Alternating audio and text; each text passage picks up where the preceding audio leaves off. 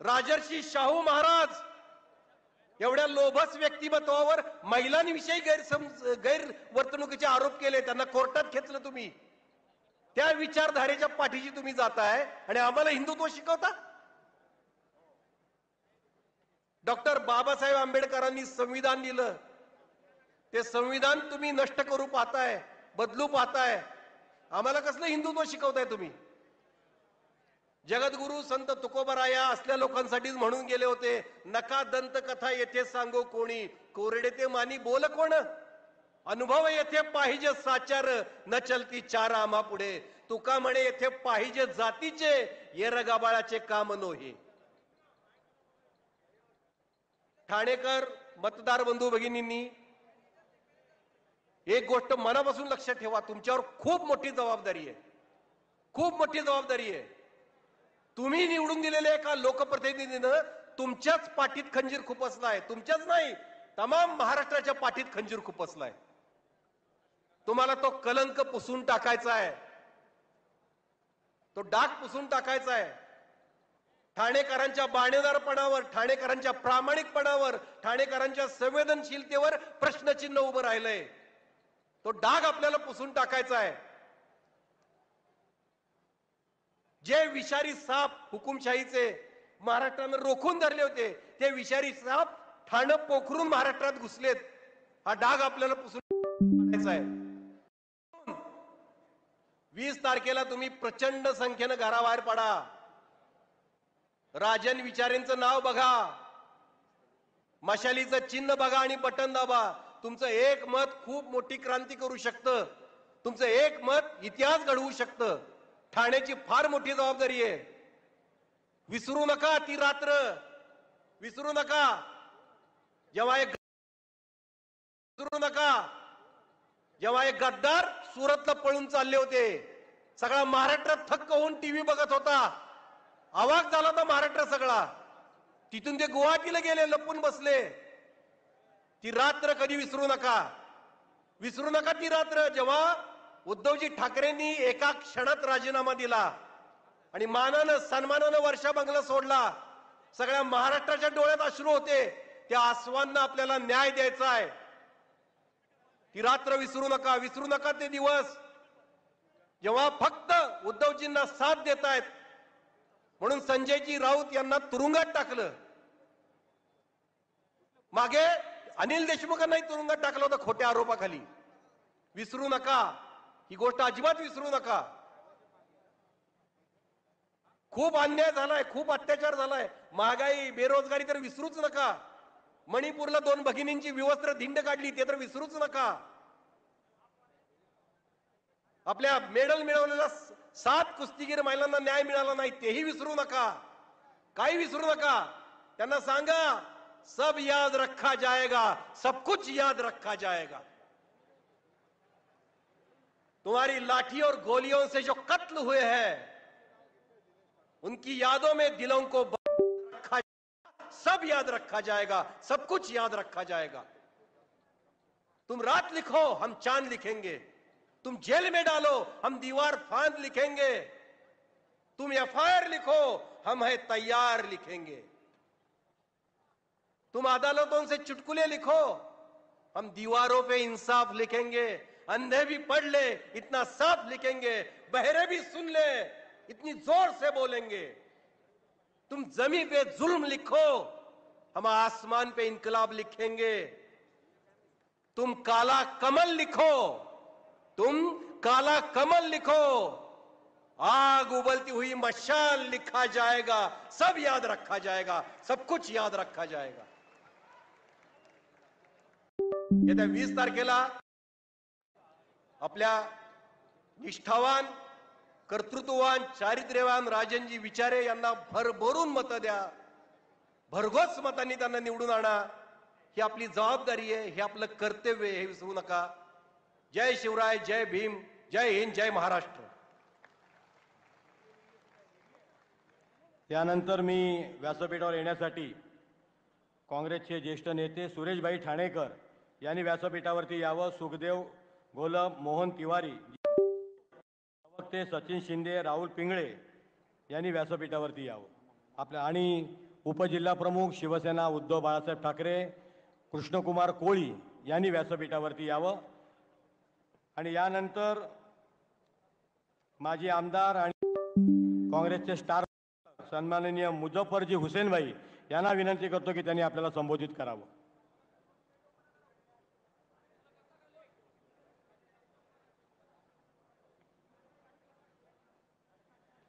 अजूनही स्टेजच्या उजव्या बाजूला जी मंडळी उभी आहे, आपल्याला विनंती आहे की आपण सगळ्यांनी बसून घेतलं तर खऱ्या अर्थाने या प्रचार सभेला शोभा येईल.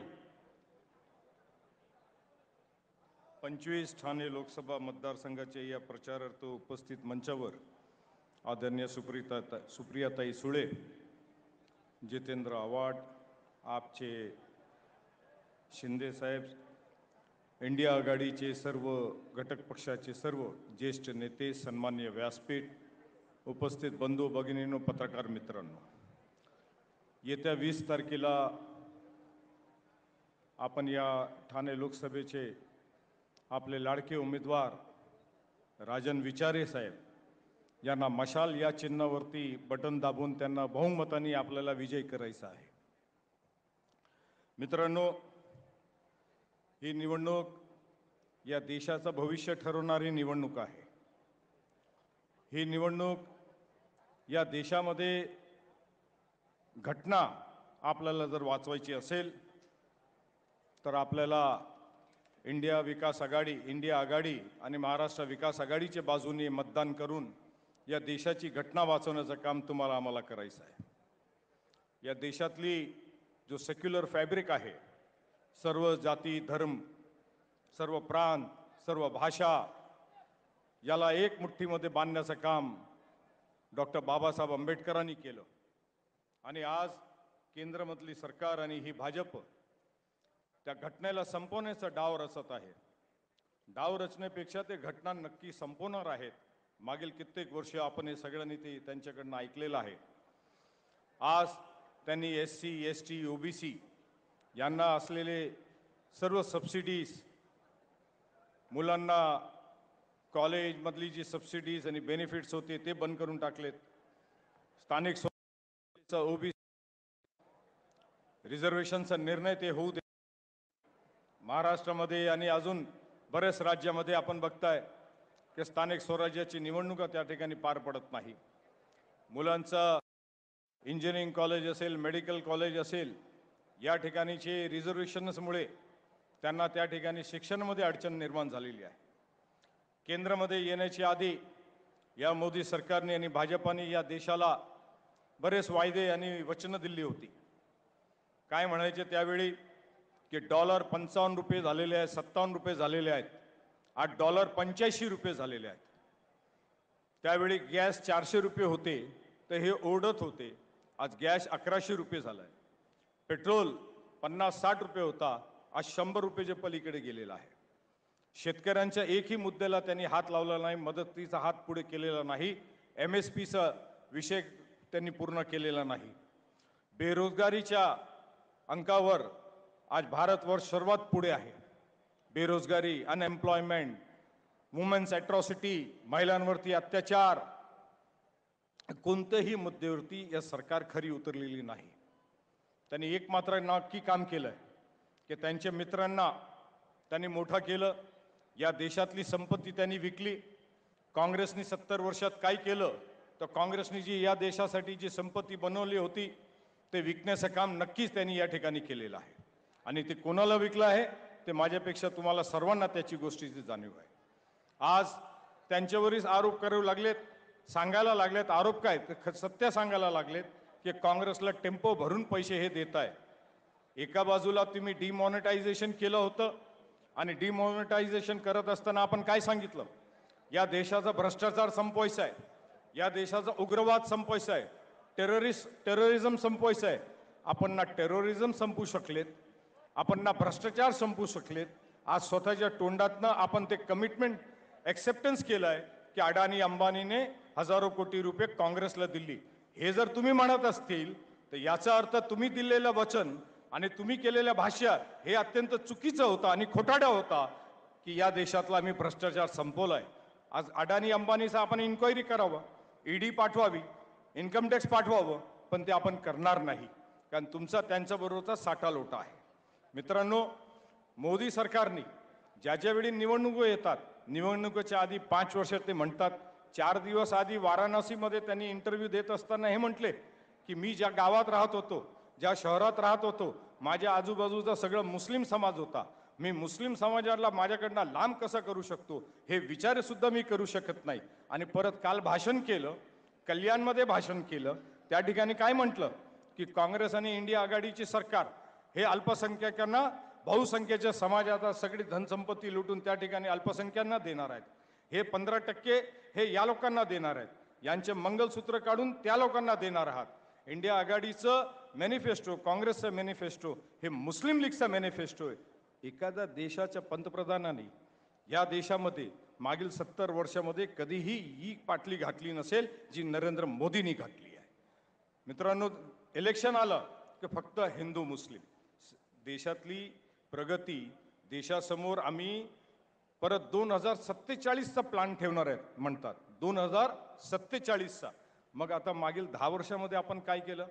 10 वर्षामध्ये एकच काम केलं की पंडित नेहरूंनी चूक केली, काश्मीर बनवलं, अमुक केलं, ढमुक केलं. 10 वर्ष तुम्ही पंडित नेहरूंनी काय चूक केली ते सांगत बसले. या इलेक्शनमध्ये तुम्ही 10 वर्षात काय केलं ते सांगण्याची ताकद तुमच्यात नाही. मित्रांनो, 2014 साली आपला रिझर्व्ह बँकचा सरप्लस 5 लाख कोटी रुपये होता, 5 लाख कोटी. रघुराज रंजननी आरबीआय सोडलं आणि निघून गेले, कारण यांनी आरबीआयचे 8 लाख कोटी रुपये जो सरप्लस होता, रिझर्व्ह सरप्लस होता, ते काढून घेतलं आणि ते वाटोळा करून टाकलं त्याचा. तुमच्या आमच्या डोक्यावरती देशाचा कर्ज होता साधारणतः 50 लाख कोटीच्या सुमारास. 10 वर्षामध्ये यांनी 200 लाख कोटी रुपयाचं कर्ज केलंय. तुमच्या आमच्या डोक्यावरती किमान 2 लाख कोटी रुपयाचं कर्ज प्रत्येक देशाच्या नागरिकांवरती आहे. हे म्हणतात की आम्ही रस्ते बनवले, आम्ही एअरपोर्ट बनवले. एअरपोर्ट बनवले आणि कोणाला विकलं? तुम्ही रस्ते बनवले, त्याचं प्रायव्हेटायझेशन कोणाला केलं? या देशाची रेल्वे किमान 20,000 किलोमीटरची रेल्वे यांनी विकून टाकली, प्रायव्हेटाईज करून टाकलं. आज म्हणतो आम्ही बुलेट ट्रेन बनवताय, बुलेट ट्रेनसाठी कर्ज आणताय 1 लाख कोटी. जीएसटी तुम्ही लावलंय 30% इन्कम टॅक्स आणि 18% जीएसटी. 48% टॅक्स या देशाच्या नागरिकांच्या डोक्यावरती तुम्ही मांडलाय. आणि त्याचा खुलासा काय सांगताय परत की या देशामध्ये इन्कम टॅक्स भरणारे फक्त 5% होते, म्हणून तुम्ही गोरगरिबांच्या डोक्यावरती 18% टॅक्स मांडून टाकलं. मागील 10 वर्षामध्ये लाखोच्या संख्येने, मोर दॅन 1 मिलियन लोकांनी हा देश सोडून विदेशाची नागरिकता स्वीकारली. का स्वीकारली? तर टॅक्सचा रेशिओ एवढा मोठा आहे की ते भावसत नाही लोकांना. लोक देश सोडून विदेशात जाऊन कंपनी एस्टॅब्लिश करू लागलेत. दुबईला चाललेत, वेगवेगळ्या ठिकाणी चाललेत, ब्रिटिश आयर्लंडमध्ये चाललेत, टॅक्स हॉलिडे परिसरमध्ये चाललेत. का सोडून चाललेत? हे तुमचे जे चाललेले लोक आहेत ना, हे कोट्याधीश लोक आहेत, गरीब नाहीये. गरिबांना तर तुम्ही सांगताय की मी 80 कोटी लोकांना अन्नधान्य देतोय आणि पुढील 10 वर्ष अजून देणार आहे. याचा अर्थ तुमचं म्हणणं असं आहे की मी या देशाच्या लोकांना गरिबी रेषाखालीच ठेवणार आहे. एका बाजूला पार्लमेंटमध्ये आपण म्हणतात की आम्ही 5व्या क्रमांकाची इकॉनॉमी झाली, आमची इकॉनॉमी 5व्या क्रमांकाची आहे. जर 5व्या क्रमांकाची आमची इकॉनॉमी झाली असेल, जर एका बाजूला तुम्ही म्हणतात आमचा पर कॅपिटा इन्कम UK पेक्षा जास्त आहे, तर मग तुम्हाला 80 कोटी लोकांना अन्नधान्य देण्याची गरज काय? याचा अर्थ या देशाने प्रगती केली नाही. या देश अजून गरीब होत चाललाय. गरीब माणूस अजून गरीब होत चाललाय, श्रीमंत माणूस श्रीमंत होत चाललेले आहेत. हे श्रीमंत आणि गरिबांमधली जी रेषा आहे ती वाढत चालली आहे. हे मित्रांनो, अजून हे दलितांना, आदिवासींना, ओबीसींना हे अजून मागे टाकण्याची यांची व्यूहरचना आहे. हे आरक्षण संपवणार, घटना संपवणार आणि देशाला अजून मागे घेऊन जाणार, हे यांची कल्पना आहे. आणि हे त्याच मार्गावर चाललेले आहेत. आणि म्हणून हिंदू समाजाचं जर मतदान आपल्याला कन्सॉलिडेट करायचं असेल, यांना 2019ला जे काय मतदान झालं असेल 40-41%, ते मतदान त्यांना कन्सॉलिडेट करायचं असेल तर अल्पसंख्यांच्या विरोधात बोलायचं, मुसलमानांच्या विरोधात बोलायचं. म्हणजे मुसलमानांच्या विरोधात बोललो तर त्यांना असं वाटते का आपलं 40% मतदान हे आपल्याला कन्सॉलिडेट होईल आणि हिंदू आपल्याला मतदान करतील. मित्रांनो, मी महाराष्ट्रभर फिरलो. हे आपल्याला सांगू इच्छितो की परिस्थिती यांना वाटते आणि हे जे भाष्य करतात तशी नाही. 400 पार होणार आहे, पण इंडिया आघाडी होणार आहे.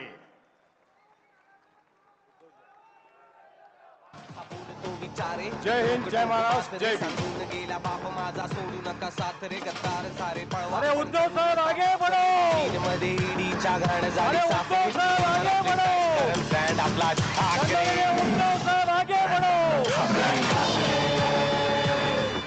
आपल्यामध्ये उपस्थित शिवसेना पक्ष प्रमुख महाराष्ट्राचे माजी मुख्यमंत्री एकनिष्ठ सन्माननीय उद्धव साहेब. सैनिक ठाण्याचा वाघ तिघे साहेबांचा मी सैनिक. ठाण्याचा वाघ तिघे साहेबांचा मी सैनिक.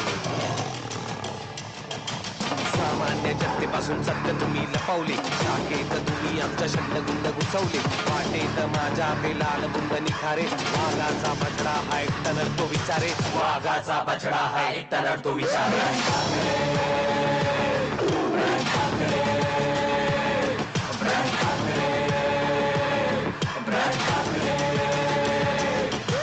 मार्मिकला सामना सहज नाही होत.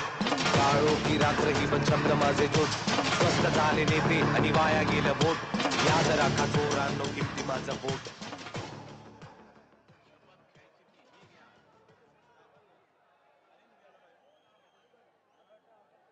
मी मान्यवरांना विनंती करतो की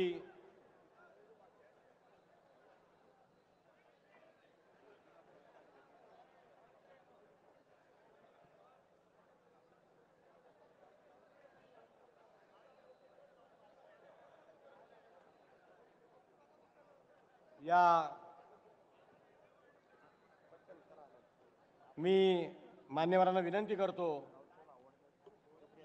सुप्रियाताई राऊत साहेब, आव्हाड साहेब यांना विनंती करतो की आपण या देशातील महान विभूतींना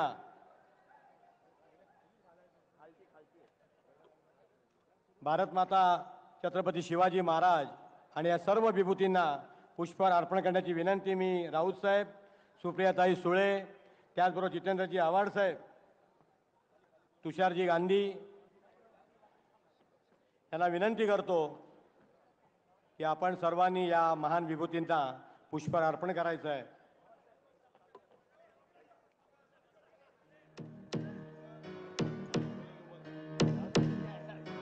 डर डर डर डर डर काळीचा आवाज विचार. ठण ठण ठण ठण ठणकावून बोलतो विचार. धग धग भारत माता की आग भारत माता की भड भड भड भड भडकणारा राग विचारे. आवाज जनतेचा आवाज काळाचा राजना विचारे. छत्रपती शिवाजी महाराज की हसेने जय भवानी. भारतीय गणित शिल्पकार डॉक्टर बाबासाहेब आंबेडकरांना पुष्पहाराची विनंती करतो. डॉक्टर बाबासाहेब आंबेडकरांचा, यानंतर हिंदुत्व सम्राट सरसेनापती बाळासाहेब ठाकरे, हिंदुत्व सम्राट सरसेनापती बाळासाहेब ठाकरे यांचा, मासाहेब बिनाताई ठाकरे यांचा आणि यानंतर आपल्या सर्वांचे गुरुवर्य धर्मवीर आनंदीगे साहेबांच्या प्रति पुष्पहार विनंती करतो. अमर रहे, अमर रहे, अमर रहे, अमर रहे. आणि यानंतर महाराष्ट्र राज्याचे माजी मंत्री, राष्ट्रवादीचे नेते सन्माननीय जितेंद्रजी आव्हाड साहेब यांना विनंती करतो की त्यांनी आपल्याला संबोधित करावं.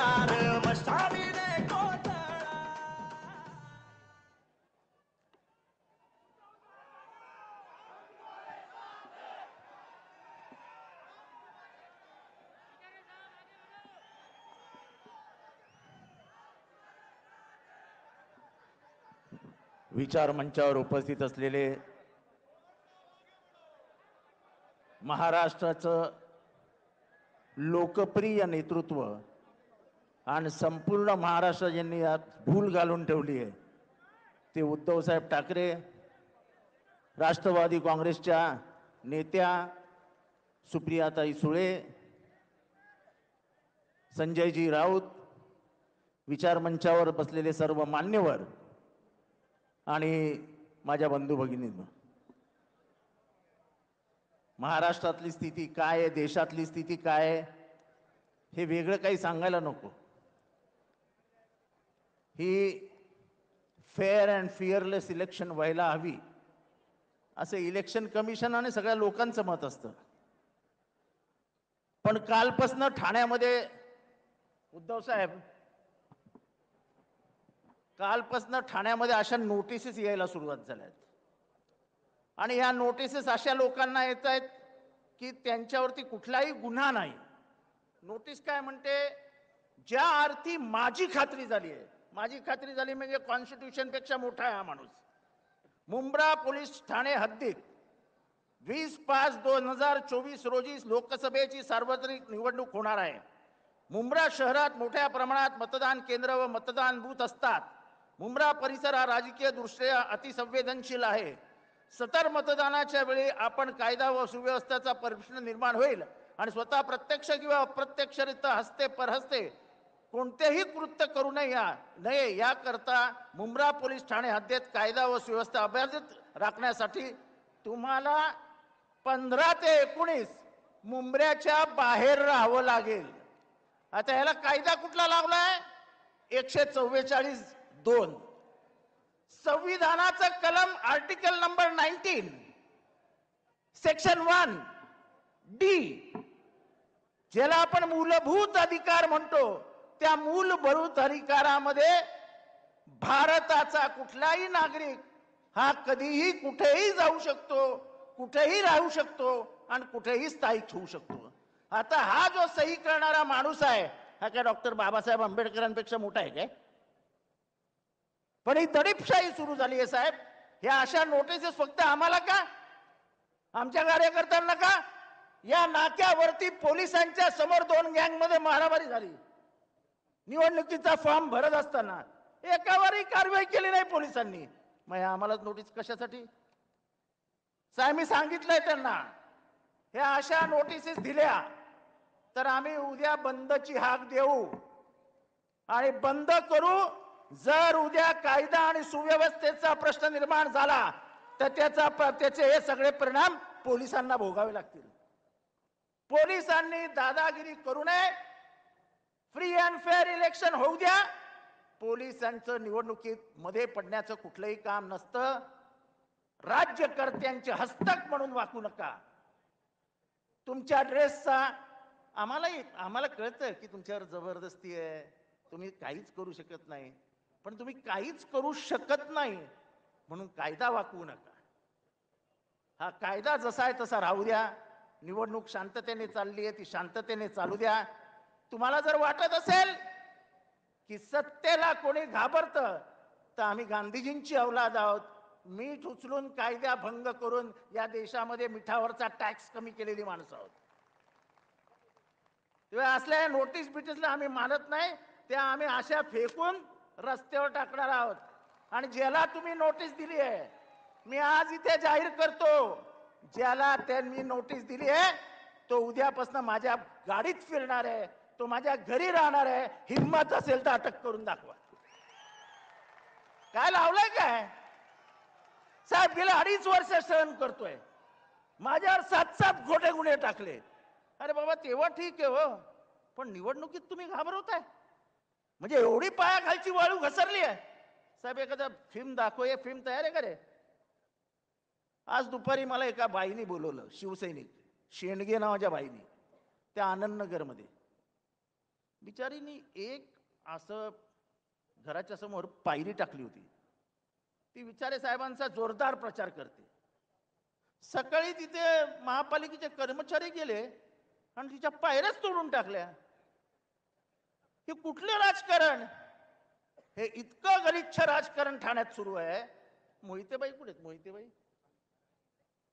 जरा उठा ना, उभ्या राहा ना, लोकांना दिसू द्या ना.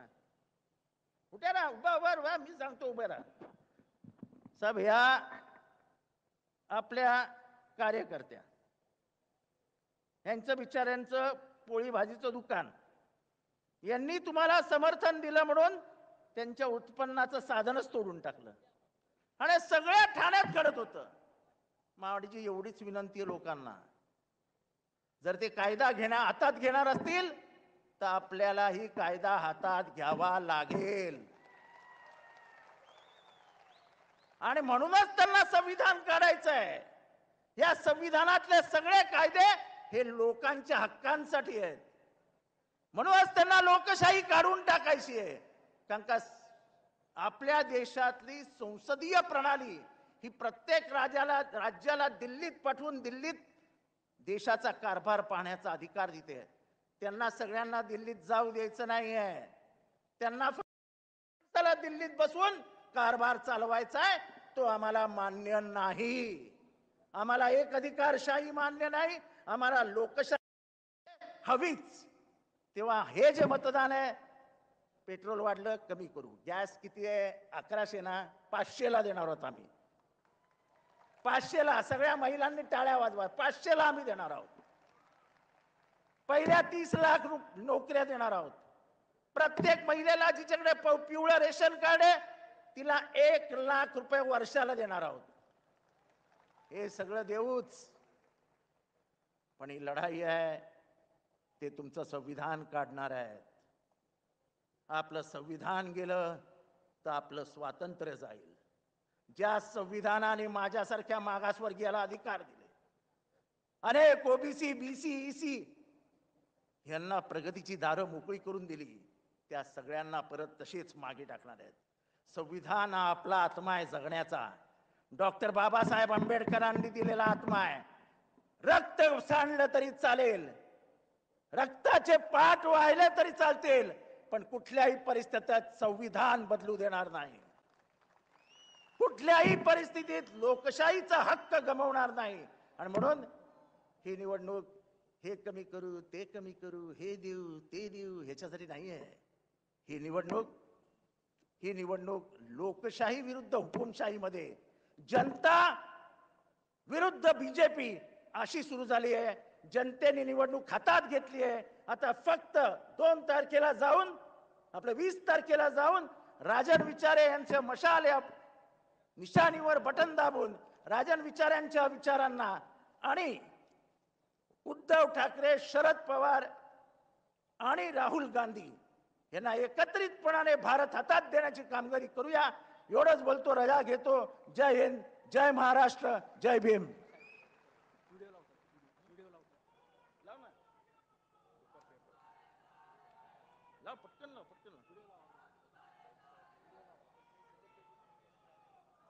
साहेब, सरळ माझा आरोप आहे. 1 सेकंदामध्ये 5 जणांनी हातोडे माझे निघून गेले. मी काल प्रचार करते ना, आज माझी पायरी तुटण्याचा अर्थ काय? दादागिरी, विरोधकांना घाबरवण्याचे प्रकार. म्हणजे आम्हाला त्रास निष्ठेसाठी. आम्ही एक निष्ठा आहोत. आम्ही गद्दारी नाही केलेली आहे, करणार पण नाही. माझं घर देऊन सोडू दे तरी पण नाही करणार. रंजना शेळकेचं घर सोड, तिथे खानदान संपाव तरी पण उद्या माझा ठाकरे मला झाला शेवटपर्यंत. पण एवढी हिंमत केली कट्टर उद्धव साहेब समर्थक. आमच्या विजय संध्या. आणि विश्वास.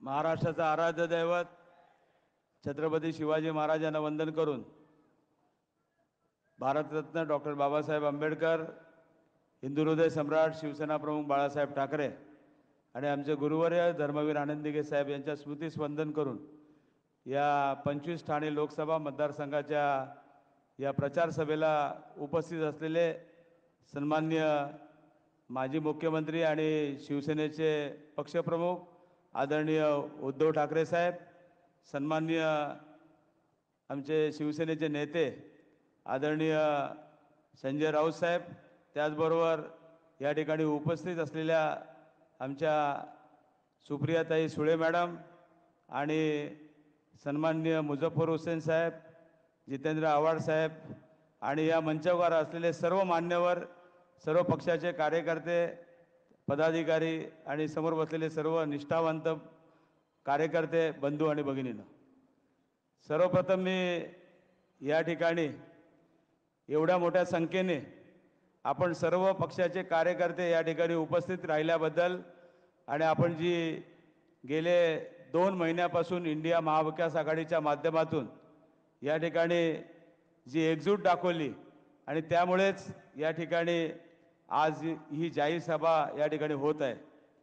गेल्या 10 वर्षामध्ये मला वाटतं या ठाणे लोकसभेचा खासदार म्हणून काम करत असताना जवळजवळ 9,494 कोटी या ठिकाणी केंद्राचा निधी या ठाणे असेल, नवी मुंबई असेल, मीरा भाईंदर असेल या शहरामध्ये या विविध विकासाच्या कामासाठी या इथे आणला गेला.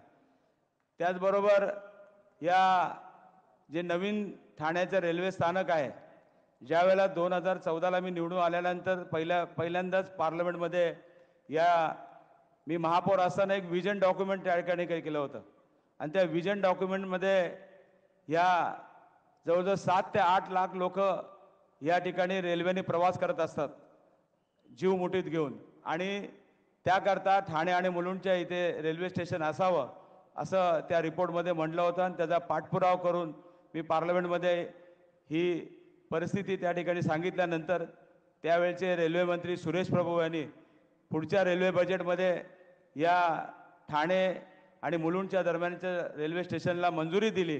स्वतः ते ठाण्यामध्ये आले होते आणि ऐतिहासिक अशी या ठाणे शहराचे निकट असलेला सर्वात मोठा महत्त्वाचा जो क्षण होता त्याचं काम 3 ते 4 महिन्यापूर्वी सुरू झालं. पण ह्याचं क्रेडिट राजन विचारायला मिळणार होतं म्हणून आमच्या मिंदेंनी त्या ठिकाणी मला क्रेडिट मिळू नये म्हणून त्या ठिकाणी पत्रे लावून आतमध्ये काम सुरू केलं. परंतु लोकांना माहिती आहे की या ठाणे लोकसभेचा खासदार या नात्याने या रेल्वे स्टेशनसाठी केलेला पाठपुरावा, पार्लमेंटमध्ये त्याचा केलेला पाठपुरावा आणि त्याला आणलेली मंजुरी, रेल्वे मंत्री या ठिकाणी ठाण्यामध्ये सुद्धा आले होते आणि त्या रेल्वे स्टेशनचं काम आता सुरू झालं आहे. 2025ला या ठाणे रेल्वे स्टेशनचा नवीन त्या ठिकाणी स्टेशन होतं आहे ते काम पूर्ण होणार आहे. त्याचबरोबर ठाणे येथे ऐतिहासिक असं रेल्वे स्टेशन आहे. त्या ऐतिहासिक अशा रेल्वे स्टेशनचं तुम्ही जर बघितलं असेल त्या ठिकाणी मल्टी मॉडेल हब या ठिकाणी आपण त्या ठिकाणी मांडलेलं होतं आणि त्या मल्टी मॉडेल हबच्या धर्तीवरती मला वाटतं एअरपोर्टच्या धर्तीवरतीच हा प्रोजेक्ट त्या ठिकाणी मंजूर झालेला आहे आणि त्यासाठी सुद्धा या ठिकाणी मंजुरी मिळाल्यानंतर ते सुद्धा काम या ठिकाणी सुरू होणार आहे. आणि तुम्ही बघितलं असेल आज या ठिकाणी जे नवीन स्टेशन होणार आहे त्यासाठी श्रीस्थानक नाव देण्यात यावं यासाठी सुद्धा आपण मागणी केलेली आहे.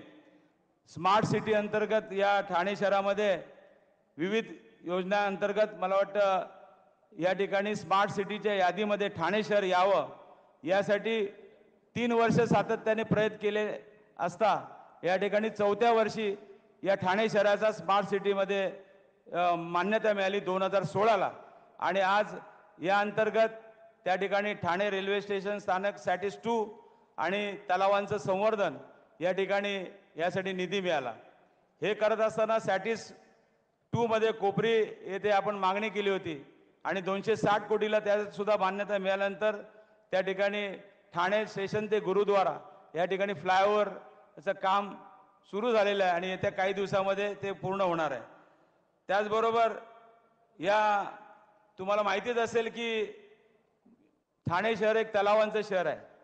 या तलावांच्या शहरामध्ये या ठिकाणी सिंगापूरच्या धर्तीवरती लेक सिटी असा जागतिक दर्जा या ठिकाणी 1 फेजमध्ये आपण काम सुद्धा त्याचं पूर्ण केलं आणि ते करत असताना 2ऱ्या फेजमध्ये त्या ठिकाणी या विकास निधी त्या ठिकाणी मंजूर केल्यानंतर जाणून बुजून त्या ठिकाणी काम थांबवलं गेलं.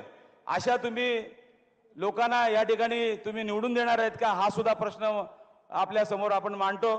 त्याचबरोबर दिघा स्टेशन माझ्या आयुष्यातलं सर्वात मोठा असा क्षण असेल की या दिघा स्टेशन नवीन स्टेशन त्या ठिकाणी गेल्या 10 वर्षात सातत्याने पूर्ण करून मान्य पक्षप्रमुख उद्धव ठाकरे साहेबांच्या भूमिपूजन त्या ठिकाणी झालं होतं.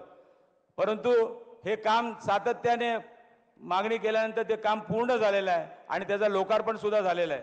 त्याचबरोबर ठाणे शहराला लागलेला खाडी किनारा लक्षात घेता या ठिकाणी जलवाहतूक प्रकल्प या ठिकाणी आपण राबवला होता. ठाणे, नवी मुंबई आणि मीरा भाईंदर यातल्या 3 शहरांना हा प्रकल्प एक महत्त्वाचा असा प्रकल्प ठरणार आहे आणि त्यासाठी सुद्धा ते प्रयत्न आपण करतोय. भाईंदर ते वसई रोरो सेवा या ठिकाणी सुरू केलेली आहे. तुम्ही बघितलं असेल भाईंदरला वसईला जाण्याकरता जवळजवळ 2 तास लागतात, परंतु 10 ते 15 मिनिटांमध्ये roro service Bhayander to Vasai या ठिकाणी काम पूर्ण झालेलं आहे आणि त्याची लोकार्पण सुद्धा आपण केलेलं आहे. त्याचबरोबर तुम्ही बघितलं असेल साकेत ते गायमुख गेले कित्येक वर्षापासून हा प्रकल्प रखडला होता. 1.9 किलोमीटरच्या या एअरफोर्सच्या जमिनीवरती सातत्याने 13 वर्ष आपण प्रयत्न करत होतो. सातत्याने 10 वर्ष त्या ठिकाणी 3 रेल्वे मंत्री, रक्षा मंत्री त्या ठिकाणी बदलले आणि त्यांच्याकडे सातत्याने मागणी केल्यानंतर मला वाटतं पर्रीकर साहेबांनी याला मान्यता दिली आणि या सर्वात महत्त्वाचा प्रकल्प म्हणजे आज घोडबंदरवासी जे आहेत आपल्या ठाणे शहरातले त्यांना यापासून वाहतूक कोंडीपासून त्यांना मुक्ती मिळणार आहे आणि हा प्रकल्प सुद्धा येत्या काही दिवसामध्ये सुरू होणार आहे. त्याचबरोबर ऐरोली ते काटे हा 2800 कोटीचा प्रकल्प या ठिकाणी कामं पूर्ण होत आलेला आहे आणि 5-6 महिन्यामध्ये ते सुद्धा त्या ठिकाणी सुरू होणार आहे. अशा पद्धतीने या ठाणे शहराचा असेल, नवी मुंबई असेल, त्याचबरोबर मीरा भाईंदरमधले सर्वात महत्त्वाचे असे प्रश्न असतील जे केंद्र सरकारच्या माध्यमातून असेल, राज्य सरकारच्या माध्यमातून असेल, त्याचबरोबर महानगरपालिकेच्या माध्यमातून असेल, हे सर्व प्रकल्प करण्याचं काम गेल्या 10 वर्षामध्ये आपण केलेलं आहे आणि मला खात्री आहे की येणाऱ्या या निवडणुकीमध्ये या ठाणे, मीरा भाईंदर आणि या नवी मुंबई या सर्व 3 शहरातल्या लोक या ठिकाणी मतदार जे आहेत या 10 वर्षात केलेल्या कामाच्या जोरावरतीच मला तिसऱ्यांदा या ठाणे लोकसभेचा खासदार म्हणून निवडून देतील असा विश्वास या ठिकाणी मी व्यक्त करतो. साहेब एकच सांगतो, आता जे आव्हाड साहेबांनी सांगितलं मला वाटतं थोडे दिवस शांत होतं, परंतु आता इलेक्शन सुरू झालेले आहेत. कार्यकर्त्यांवरती खोट्या केसेस दाखल करायचं काम त्यांच्या माध्यमातून चालू आहे. आजच आमच्या महिला पदाधिकारी त्या ठिकाणी त्या मस्केच्या वार्डामध्ये त्या ठिकाणी काम चांगलं करतात, घरोघरी जाऊन प्रचार करतायत आणि त्या कार्यकर्त्याच्या महानगरपालिकेचे अधिकारी आणून त्या ठिकाणी तोडण्याचं त्यांनी जे काम केलेलं आहे, मला वाटतं या महानगरपालिकेच्या अधिकाऱ्यांना पण सांगू इच्छितो की आज तुम्ही ज्या पद्धतीने हे काम करताय तर नक्कीच या ठिकाणी तुमच्या नोकरी पण तुम्ही सांभाळा असा या ठिकाणी मी त्यांना इशारा देत आहे. आज तुम्ही बघितलं असेल धर्मवीर नावाचा पिक्चर काढला या मंडळी आणि तुम्ही बघितलं असेल 9 वर्ष झाले त्या पिक्चरला आणि सातत्याने तुम्ही बघितलं असेल त्या आत्ता 4-5 दिवसापूर्वी सांगितलं की हा धर्मवीर पिक्चर मी जो काढलेला होता त्यामध्ये काहीतरी खोटं दाखवलेलं आहे. अरे तुम्ही लोकांना उल्लू बनवण्याचं काम करतायत. ज्या शिवसैनिकांनी, ज्या दिघे साहेबांनी, ज्या हिंदू हृदय सम्राट शिवसेना प्रमुख बाळासाहेब ठाकरे यांनी या जवळजवळ 56 वर्ष ही 1966 साली ही शिवसेना स्थापन केल्यानंतर ज्या पद्धतीने आज ही संघटना मराठी माणसाच्या न्याय हक्कासाठी, सर्वसामान्यांच्या न्याय हक्कासाठी ही संघटना त्या ठिकाणी काम करत असताना आज जो तुम्ही जे काम केलेलं आहे, ज्या मतदारांच्या त्याचबरोबर पक्षप्रमुखांच्या विश्वासघात केलेला आहे, मला वाटतं ही जनता या निवडणुकीमध्ये तुम्हाला त्याची जागा नक्कीच दाखवतील असा विश्वास या ठिकाणी मी व्यक्त करतो. त्याचबरोबर जे आता उमेदवार आहेत या उमेदवारांचे प्रताप साहेब भरपूर आहेत. या ठाणे महापालिकेमध्ये साहेब 5250 कोटीचं बजेट आहे आणि आज या महापालिकेला लुटून काढलं साहेब 2.5 वर्षामध्ये.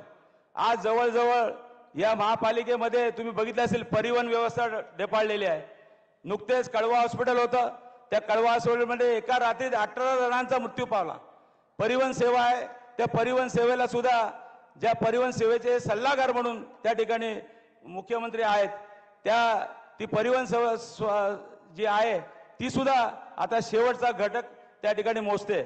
आणि तुम्ही बघितलं असेल परिवहन सेवेमध्ये जवळजवळ 1250 कर्मचाऱ्यांचं गेल्या 12 वर्षापासून देणं त्या ठिकाणी बाकी आहे.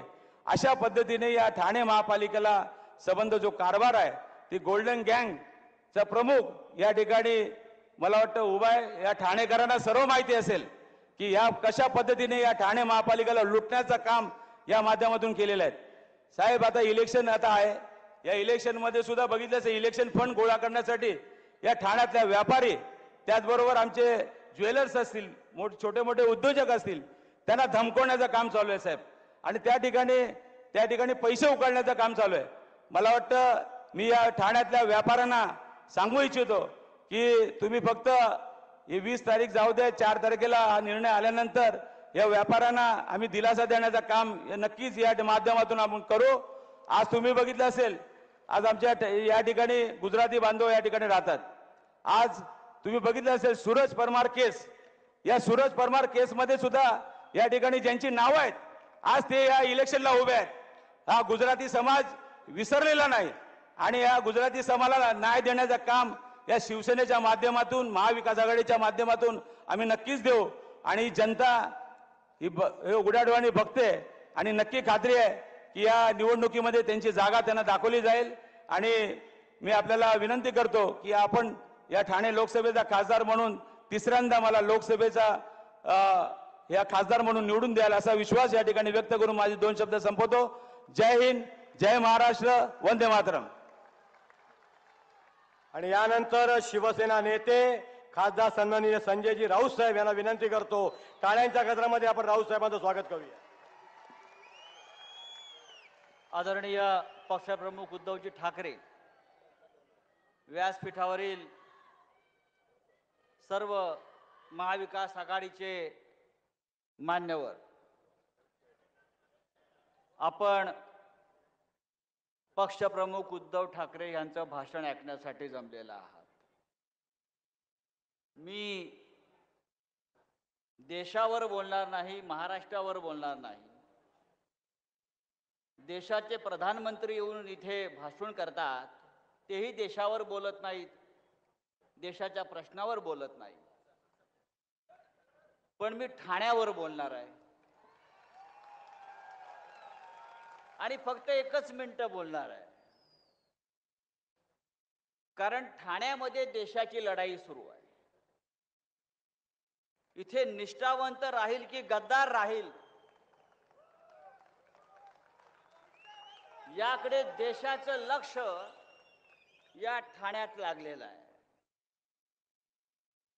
कोणाला वाटत असेल हा इलाका त्यांचा आहे, नाही, हा इलाका शिवसेनेचा आहे, बाळासाहेब ठाकरेंचा आहे. आणि इथे धमाका सुद्धा शिवसेनेचाच होणार. या चोर बाजारातला माल विकला जाणार नाही, लक्षात घ्या. हे जे चोरांचे सरदार आहेत टेंबी नाक्यावर, ते नेहमी सांगतायत अलीकडे, काय सांगतायत, माझी शिवसेना खरी, आम्ही कसे लढवय्ये, बरं का, आम्ही निष्ठावंत.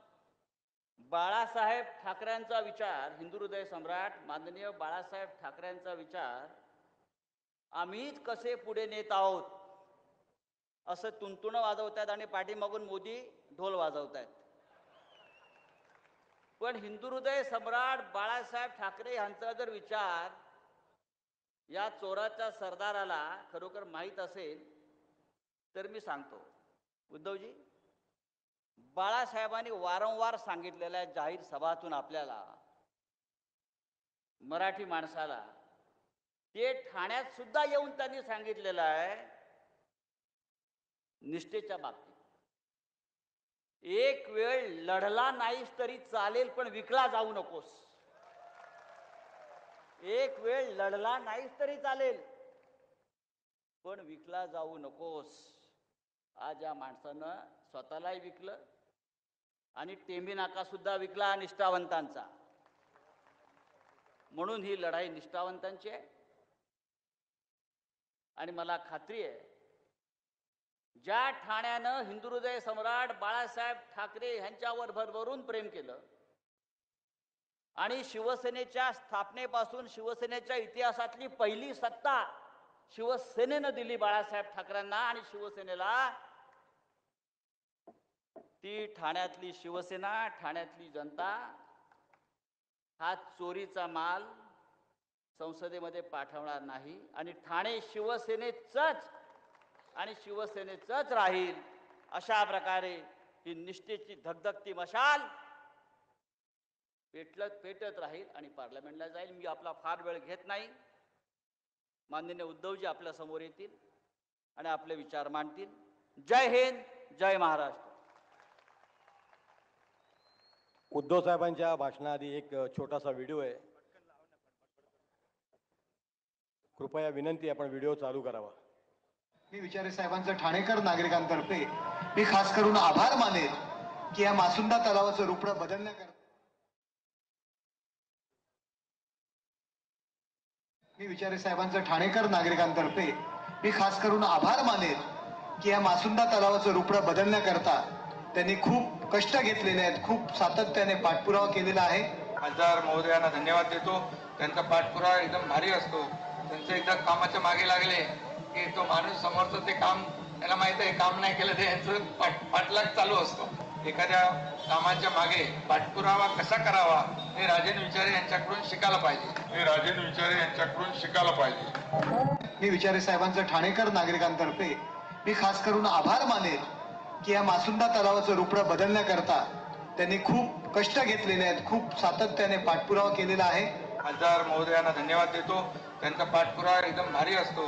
त्यांचं एकदा कामाच्या मागे लागले की तो माणूस समोरचं ते काम त्याला माहित आहे, काम नाही केलं ते यांचं पाठलाग चालू असतो. एखाद्या कामाच्या मागे पाठपुरावा कसा करावा हे राजेंद्र विचारे यांच्याकडून शिकायला पाहिजे.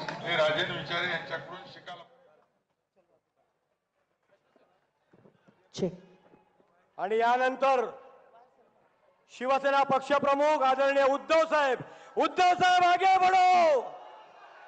अरे उद्धव साहेब आगे बढ़ो. व्यासपीठावरील सर्व मान्यवर आणि जमलेल्या माझ्या तमाम देशभक्त बांधवांनो, भगिनी आणि मातांनो, हल्ली काय होतंय, कोणत्या तरी एका शब्दाचा अर्थाचा अनर्थ केला जातो. आणि मी नाशिकच्या सभेत काल याचं स्पष्टीकरण देण्याची गरज नाही. मी नेहमी माझ्या भाषणाची सुरुवात जमलेल्या माझ्या तमाम हिंदू बांधवांनो, भगिनींनो आणि मातांनो अशी करतो. पण आता देशाची लढाई आहे म्हणून मी देशभक्त हा शब्द वापरला. तर या आता गद्दारांचा चेहरा पाहिला तुम्ही. मी सांगितलं बंद कर रे, हे गद्दार नकोच मला आता. त्यांच्याकडनं झालेली स्तुती पण नको आणि त्यांचे चेहरे पण नको. मग यांनी सुरू केलं, हे बघा काँग्रेस बरोबर गेले आणि हिंदू शब्द बोलायला विसरून गेले. मग त्यांना मी विचारतोय, हिंदू काय देशभक्त नाही आहेत काय? आणि तुम्ही सुद्धा कोण आहात? तुम्ही नमो भक्त आहात, तुम्ही थोडीच देशभक्त आहात. हे सगळे जे आता फिरतायत सगळीकडे, हे तसं पाहिलं तर नमो रुग्ण आहेत. कारण यांना खरं काय ते दिसतच नाहीये. तुमच्या समोर आता प्रश्न आहे. आपल्याकडे येण्याच्या आधी मी डोंबिवलीमध्ये गेलो होतो. काय कोणास ठाऊक, 2 दिवसापूर्वी सभा होती, त्याही वेळेला वादळ झालं. मधले 2 दिवस चांगले गेले. आज डोंबिवलीत पोहोचलो, परत तिकडे तुफानी पाऊस, इकडे पण पाऊस झालाय. म्हटलं कोण परत गुवाहाटीला गेलं की काय रेडा कापायला, यांची सभा होऊ नये म्हणून. पण त्यांना कल्पना नाही, तुम्ही किती रेडे कापले तरी आम्ही सुद्धा काय कमकुवत आशीर्वाद घेऊन जन्माला नाही आलेलो. मी भाषणाला सुरुवात केल्यानंतर पाऊसच थांबला. मग त्याने त्याच्या बाबाला फोन केला, अरे बाबा तू काय केलंस, पाऊस कसा थांबला? बाबा बोलला, अरे माझीच पॅन्ट भिजलेत, मी काय करू. हे पावसामध्ये कारण बाबा होता ना तिकडे. कोण बाबा तुम्हाला माहिती आहे. हे जाऊ दे, असे सगळी ज्यांच्यामध्ये आत्मविश्वास नाही अशा लोकांनी शिवसेनेबरोबर टक्कर घेण्याची हिंमत करू नये. हे सगळे शिवसैनिक बघा कसं आणखीन उसळून वर आलेलं आहे. हे सगळे गद्दार गेले, एका अर्थी बरं झालं, सगळी घाण गेली. आणि महाराष्ट्रामध्ये मी फिरतोय, बहुतेक जिथे जिथे गद्दारी झाले तिथे नवीन लोक येत आहेत आणि मला सांगतात की साहेब आम्ही यांच्यामुळे शिवसेनेत येत नव्हतो. म्हटलं बरं झालं, सडलेली पानं झडली ती, बरं झालं. सडलेली पानं आहेत. आणि मला राजन तुमचं जाहीर कौतुक करायचंय की तुमच्या वाटेला येतोच का विचारायला कोणी गेलं नाही. नाहीतर तुम्हाला सुद्धा खोक्यांची ऑफर झाली असती. याला निष्ठा म्हणतात, याला शिवसेना प्रमुखांचा आणि आनंद दिघेंचा शिवसैनिक म्हणतात. आनंद दिघेंची तुलना कोणी करू नये. आनंद दिघेंचं एक वेगळंच रूप होतं, त्यांचं काम वेगळं होतं. नुसतं फोटो पुरते दिघे साहेब आणि हिंदू हृदय सम्राट करून चालत नाही. म्हणजे आज जे त्यांचं चाललेलं आहे, नुसतं फोटो लावतायत. बाळासाहेबांच्या नावाने आता मोदींना मतं मागावी लागतायत. हे गद्दार जे चालले होते मला सांगत होते की उद्धवजी आपण मोदींचे फोटो लावून निवडून आलो. हे तुमचे उपमुख्यमंत्री सुद्धा, काय त्यांचं नाव, टरबूज. मी अक्षय कुमारना जाहीर विनंती करतोय की अक्षयजी तुम्ही जरा पुन्हा एकदा 4 जूनच्या आधी मोदीजींची मुलाखत घ्या, कारण 4 जून नंतर पंतप्रधान ते नसणार आहेत.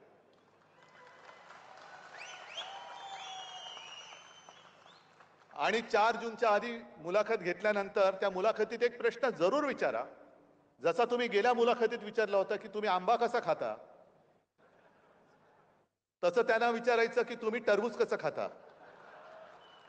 कापून खाता की आणखीन कसा वेगळ्या प्रकारे खाता, जरा विचारा, कारण नंतर काय भाव नसणार आहे. आज तुम्ही माझ्या शेतकऱ्याच्या कांद्याला भाव देत नाहीत, मालाला भाव देत नाही, उद्या ही जनता तुम्हाला भाव देणार नाहीये, अजिबात देणार नाही. आणि आजच एक पत्रकाराने माझी मुलाखत घेतली. त्याने मला विचारलं काय होणार, किती जागा जिंकाल तुम्ही महाराष्ट्रात. म्हटलं 48च्या 48. आम्ही जुगारासारखे मटक्याचे आकडे नाही लावत किती येतील आणि कोणते येतील, आमच्या सगळ्याच्या सगळ्या येणार. त्याला असं कसं, म्हटलं आत्मविश्वास पाहिजे. जेव्हा एखादं युद्ध होतं त्या युद्धामध्ये तलवार हातामध्ये पाहिजे, मनगट घट्ट पाहिजेच, पण मनगटात तलवार येण्याच्या आधी मन घट्ट असायला पाहिजे. माझं मन घट्ट आहे म्हणून मी यांना गाडायला उभा आहे. मन पाहिजे घट्ट, नाहीतर उपयोग काय. तलवार दिले पण फिरवू का. आणि हे जे फेकट जनता पक्ष मी म्हणतो ते यांनाच म्हणतो. जितेंद्र, आता तुम्ही ती नोटीस फाडली, 4 तारखेनंतर बघा आपण यांनाच फाडून टाकू. आज मी ठाण्यामध्ये आलेलो आहे. हे ठाणं शिवसेनेचं आहे, माझ्या शिवसेनेचं हे ठाणं आहे. आणि असं काही नाही की मी आजच ठाण्यात आलोय. अगदी पहिली महापालिका, पहिली पालिका ही सुद्धा जेव्हा ठाणेकरांनी, म्हणजे मी ठाणेकरांचा ऋणी आहे आणि शिवसेना प्रमुखांनी सुद्धा तुम्हाला साष्टांग दंडवत घातला होता तेव्हा, कारण 67-68 साल असेल.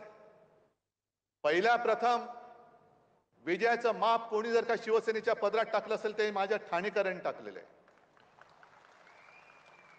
आणि मला आठवत आहे की 2012च्या महापालिका निवडणुका फेब्रुवारीमध्ये झाल्या. शिवसेना प्रमुखांची तब्येत एकदम काही ठणठणीत नव्हती, पण मला त्यांनी सांगितलं की उद्धव मला 2 सभा घ्यायच्याच आहेत. म्हटलं कुठे घ्यायच्या. एक शिवाजी पार्कवर तर घ्यायचीच आहे मला, आणि दुसरी म्हणाले माझ्या ठाण्यात मला घ्यायची, मला ठाणेकरांना भेटायचंय. हे एवढं इतक्या वर्षाचं नातं. आणि पहिल्या निवडणुकीमध्ये मला आठवत आहे ठाणं तेव्हाचं वेगळं होतं. अगदी तेव्हा आपले पहिले नगराध्यक्ष ठाणेकरांनी निवडून दिले होते. मग सतीश प्रधान, मोदा जोशी, प्रकाश परांजपे सगळी मालिका आपल्याकडे. आणि मी माझ्या बरोबर ठाणे आज शहर झाले, पण प्रचाराला बैलगाडीतून सुद्धा फिरलेलो आहे. तेव्हा यांना दाढी सुद्धा फुटली नसेल. अक्कलदाढ तर नव्हतीच तेव्हाही नाही आणि आत्ताही नाहीये. पण काय शेफारले. मला दुःख काय गोष्टीचं होतं की तुम्हाला मी काय दिलं नव्हतं. सगळं जे देता येणं शक्य होतं ते सगळं त्याने दिलं होतं. आणि जितेंद्र साक्षीदार आहेत. जितेंद्र त्या मंत्रिमंडळात माझे सहकारी मंत्री होते. जितेंद्र तुम्ही एकदा सांगा की त्यांचं काय कौतुक आपण करत होतो. सगळं दिलं होतं. एक तरी मुख्यमंत्री असा दाखवा की ज्याने नगर विकास खातं त्या कोणाला दुसऱ्याला दिलं होतं. मी दिलं होतं. नगर विकास खातं दिलं होतं. त्याच्या आधी MSRDCचं सगळं दिलं होतं. एवढे शेवटी त्यांची भूक वाढली, भस्म्यारोग झाला की त्यांना जे दिलं ते सुद्धा कमी पडायला लागलं.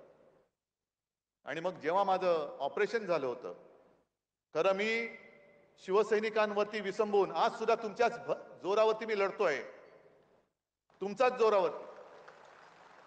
म्हणजे सगळ्यांना जो प्रश्न पडलेला आहे की अरे याचा पक्ष चोरला, आम्ही चिन्ह काढून घेतलं तरी हा उद्धव ठाकरे उभा कसा काय? कारण ते माझं ही ताकद कागदावरती आहे, खरी ताकद माझी समोर आहे. आणि जेव्हा शिवसेना सांभाळायला पाहिजे होती तेव्हा तुम्ही शिवसेना विकलीत, गद्दारी केली. नरेंद्र मोदी आणि अमित शहा, नरेंद्र मोदींचं काय झालं मला कळत नाहीये. कधी असं कधी तसं, कधी तसं कधी असं. आजच मला पत्रकारांनी दुसरा प्रश्न विचारला, TV9नीच ती एक त्यांची क्लिप दाखवली की उद्धव ठाकरे हे बाळासाहेबांचे वारसदार आहेत का? ते म्हणाले हो, त्यांचे ते पुत्र आहेत. मग नंतर म्हणतात नकली संतान, परत म्हणतात नकली सेना. मी कालही बोललो, परवाही बोललो, आजही बोलणार, उद्याही बोलणार. जो कोणी माझ्या शिवसेनेला नकली म्हणेल तो माणूस कोणी असला तरी तो बेअकली आहे. तो बेअकलीच माणूस म्हणायला पाहिजे. कारण स्वतः शिवसेना प्रमुखांनी या माझ्या सोन्यासारख्या शिवसेनेची जबाबदारी स्वतःहून माझ्याकडे दिली. मोदीजी, तुमच्या परमिशनची गरज नव्हती आणि नाही, आवश्यकताच नाहीये. पण आज तुमचे जे काही चाललंय, बाळासाहेबांचे माझ्यावरती खूप उपकार आहेत, ते उपकार तुम्ही असे फेडता? तुमची ज्या वेळेला राजकीय क्षितिजावरती हिंदुस्थानच्या ओळख सुद्धा झालेली नव्हती, तेव्हा फक्त एकट्या आणि एकट्या हिंदू हृदय सम्राटांनी तुमची पाठराखण केली होती. ते विसरलात तुम्ही? नाही, तो त्यांचा खासगी प्रश्न आहे. पण आज भाजपची जी हालत झाली, मला इकडे सुद्धा काही भारतीय जनता पक्षाचे, अस्सल भारतीय जनता पक्षाचे कार्यकर्ते आले असतील किंवा चॅनलच्या माध्यमातून बघत असतील, त्यांना मला विचारायचे, तुम्हाला तरी हे मान्य आहे काय? RSSचे जे कार्यकर्ते आहेत त्यांना सुद्धा मला विचारायचे, कारण RSS एका वेगळ्या विचारधारेतनं निर्माण झालेले, ते विचार तुम्हाला कोणाला आम्हाला पटोत न पटोत, पण स्वतः अविवाहित राहून वेळ प्रसंगी कुटुंबाकडे दुर्लक्ष करून, म्हणजे त्रिपुरामध्ये जे भाजपा जिंकला होता तेव्हा एक ते नाव समोर आलं होतं. त्यांना मी घरी बोलवून विचारलं की तुम्ही काय केलं? मला म्हणाले काय सांगायचं उद्धवजी, माझ्यावरती जबाबदारी दिली आणि आम्ही त्रिपुरामध्ये गेलो तेव्हा आम्ही भाजपवाले म्हटल्यानंतर लोक कुत्र्याच्या मागे लागावे तसे आमच्या मागे लागायचे, पळवून लावायचे. तरी देखील आम्ही पाय रोवून उभा राहिलो आणि आम्ही जिंकलो. मग त्या सगळ्यांना मला विचारायचंय की याजसाठी केला होता का अट्टाहास? की आज तुम्ही जे निष्ठावंत भाजपा आहे कुठे? मोदीजी, तुम्ही नकली सेना म्हणताय, पण तुमचा भाजपा त्याच्यामध्ये नकली झालाय. सगळे आयात भाडोत्री सगळे तुम्ही, आमची मुलं तुम्ही घेतलेली आहात. मध्ये ते जे काय बोलले होते की काँग्रेस सत्तेवर आली तर ज्याची मुलं जास्त आहेत त्याला तुमची संपत्ती वाटून टाकतील. अहो, तुम्हाला राजकारणामध्ये पोरं होत नाही, त्याच्यात आम्ही काय करू? आमचा काय दोष येतो? मग तुम्ही गद्दारी करून दुसऱ्याची पोरं घेता. बरं, तुमच्याकडे पोरं नाही आहेत म्हणून आमचे गद्दार घेतले, तुमच्याकडे नेते नाहीत म्हणून ते घेतले, उमेदवार सुद्धा तुमच्याकडे नाहीये. काय झालं असतं, इकडनं एखादा चांगला भाजपचा कार्यकर्ता दिला असता तर लढाईला मजा तरी आली असती. द्यायचा होता भाजपचा कार्यकर्ता का? भाजपकडे कार्यकर्ते नाहीयेत? पण तुम्ही एवढ्या खस्ता खाल्ल्या, एवढी मेहनत केली आणि गद्दारांच्या सतरंजा उचलायला तुम्हाला तुमचं नेतृत्व लावतंय, ह्याच्यात तुमचं आयुष्य घालवतंय फुकट. मग जसं मोदी मला डोळा मारतायत तसं मी त्यांना सांगतोय की तुम्ही जे पक्ष तुमचा विकणार आहेत त्यांच्या नादी लागू नका. या हिंदुत्वाचा विचार आहे ना, या माझ्यासोबत या भाजपवाले जे अस्सल भाजपवाले आहेत, अस्सल जे संघाचे कार्यकर्ते आहेत, नेऊ आपण आपला हिंदुत्वाचा झेंडा पुढे. आणि हिंदुत्व भाजपच्या हिंदुत्वासारखं नाहीये. भाजपचं जे हिंदुत्व आहे ते घर पेटवणारं हिंदुत्व आहे आणि आपलं शिवसेनेचं हिंदुत्व हे घरातली चूल पेटवणारं हिंदुत्व आहे. हा फरक आहे, हा फरक आहे मोठा. हे घेऊन जाऊ, कागद उडतील उगाच. हा मोठा फरक आहे. म्हणजे झालंय असं की आजपर्यंत गेल्या 2 निवडणुकांमध्ये असं कधी झालं नव्हतं. मोदी बोलायचा आणि देश हालायचा. आता मोदी एकटेच हालतायत, देश हालतच नाहीये. सगळीकडे फिरतायत, वणवण वणवण वणवण करतायत. हे असं का झालं? पहिल्यांदा त्यांनी नारा काय दिला, अबकी बार 400 पार. तुम्ही काय बोललात? अबकी बार तडीपार. मग त्याच्यानंतर मध्येच त्यांनी काय काढलं? घराणेशाही. मी उभा राहिलो, मी आहे घराणेशाहीचा पाईक. आता त्या घरामध्ये माझा जन्म झाला. मोदीजी तुमच्या पोटात का दुखतं? मला माझ्या आई वडिलांचा अभिमान आहे आणि मी तयार आहे. माझ्या आधीच्या 7 पिढ्यांचा इतिहास मोदीजी मी सगळ्यांसमोर सांगायला तयार आहे. तुम्ही तुमच्या 7 पिढ्यांचा इतिहास सगळ्यांसमोर सांगा. पण एका बाजूला तुम्ही घराणेशाहीचा उद्धार करता. मगाशी डोंबिवलीला गेलो होतो, तिकडे घराणेशाहीमध्ये त्या गद्दाराच्या पोराला कसं काय उमेदवारी दिली तुम्ही? घराणेशाहीचा तुम्हाला जर का एवढा तिटकारा आहे तर गद्दारांची घराणेशाही चालते. मग गद्दारांची घराणेशाही चालत असेल तर शिवसेना प्रमुखांची तर सोडूनच द्या. ज्या व्यक्तींनी महाराष्ट्रामध्ये भारतीय जनता पक्ष वाढवण्यासाठी खस्ता खाल्ल्या त्या प्रमोद महाजनच्या मुलीला पूनमला तुम्ही मुंबईमध्ये उमेदवारी का नाही दिली? काय गरज होती? का कापलं तिची उमेदवारी? काय तिची चूक काय आहे? तिच्यात कमी काय आहे? हे मोदीजी सांगा ना. तुम्ही उद्या येताय ना मुंबईत, सांगा. मी तुम्हाला जाहीर आव्हान देतोय की तुम्ही आमच्या प्रमोदजींच्या मुलीची उमेदवारी का कापलीत? काय कारण आहे? म्हणजे तुम्ही म्हणाल त्या दिशेने आम्ही जायचं आणि आता त्यांनी ते घराणेशाहीचं झालं. मग परत सुरू झालं हिंदू मुस्लिम हिंदू मुस्लिम हिंदू मुस्लिम हिंदू मुस्लिम. तुम्ही एक काहीतरी दिशा तर ठरवा. कालपर्यंत तुम्ही मुसलमानांना शिव्या घालत होतात. अचानक तुम्हाला साक्षात्कार झाला की मी लहान असताना मुस्लिम कुटुंबासोबत वाढलेलो आहे. आहेत का कोणी मुस्लिम इकडे आलेत? आहेत ना. मी म्हणे ते ताजियाच्या मिरवणुकीत खालून गेलेलो आहे. ईदला आमच्याकडे स्वयंपाक व्हायचा नाही. आमच्याकडे मुस्लिम कुटुंबियांकडनं जेवण यायचं. मग मोदीजी ते जे काही जेवण यायचं त्याच्यामध्ये तुम्ही आज ज्याच्यावरती बंदी घातली ते पण होतं का? ते पण तुम्ही खाल्लेत का? कारण अमित शहा आज बोललेत कुठेतरी की मोदीजींना म्हणजे संपूर्ण देशाचे प्रश्न एका बाजूला, मोदींना तिसऱ्या वेळेला का पंतप्रधान करायचं? तर जे गोहत्या करतील त्यांना आम्ही उलट टांगून सरळ करू. अरे मग सरळ करायचं तर उलट कशाला करतं? ते सरळच आहेत ना. म्हणजे आधी उलट टांगायचं, मग सुलट करायचं, हेच खेळ खेळायचे. मग 10 वर्ष तुम्ही काय करत होता? गोहत्या बंदी तुम्ही म्हणताय. आता तिसऱ्या वेळेला मोदींना फक्त जो गोहत्या बंदी करेल त्याला आम्ही उलटा टांगून सुलटा करू, एवढ्यासाठी देशाच्या पंतप्रधानाचं काम नाहीये. तुम्ही गोमाता माना जरूर माना, पण त्याच्या आधी माझ्या मातेच्या आरक्षणाचं काय ते तुम्ही मला पहिलं सांगा. आणि तुम्ही आम्हाला सावरकरांवरनं जे प्रश्न विचारता, जा वाचा सावरकरांचे चरित्र वाचा आणि सावरकरांनी गायीबद्दल काय लिहिलेलं आहे हे विचार तुम्हाला मान्य आहेत का? हे मोदीजी तुम्ही उद्या सांगाच. काय लिहिलंय सावरकरांनी गायीबद्दल? तुम्ही गायीबद्दल काय बोलता? महागाईवरती का नाही बोलत? महागाईने सगळे त्रस्त आहेत, जनता आक्रोश करते. पण त्याच्याबद्दल 25 सभा मोदींनी महाराष्ट्रामध्ये घेतल्या, पण या 25 सभेमध्ये मोदींनी महागाईचा म तरी बोलले नाही? बोलले. मग भीती कसली दाखवतायत? मुसलमान काय करतील? मुसलमान आलेत ना आमच्यासोबत, आलेत आमच्यासोबत. पण आता भाजपचं कसं झालेलं आहे की एखादं मूल जर रडायला लागलं तर त्याला भूक लागलेली असते म्हणून रडते. नाही, भूकेला अन्न नाही द्यायचं, त्याला भूताची भीती दाखवून झोपवायचं.